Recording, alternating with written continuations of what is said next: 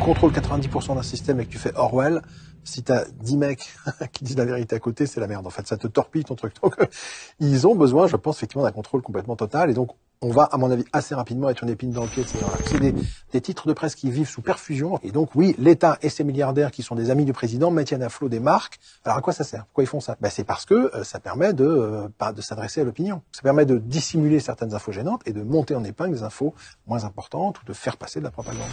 95% des marques privées entre les mains de 5 ou 6 milliardaires, c'est une catastrophe démocratique.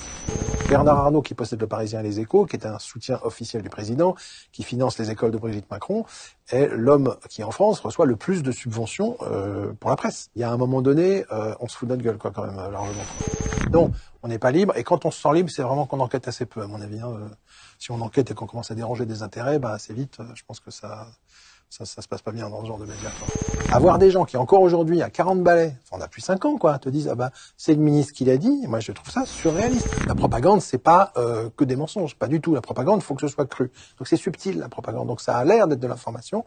D'ailleurs, ça révèle des véritables informations, et puis, un peu subtilement, ça va mettre sous le tapis des informations qui dérangent ou monter en épingle des faux sujets.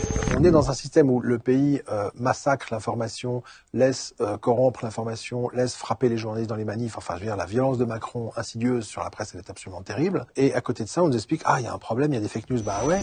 Au bout d'un moment, le pouvoir politique lui-même s'aveugle. Quand on anesthésie la presse, bah en fait, on sent plus le pays, quoi. Et je pense que ces gens-là ne sentent plus le pays.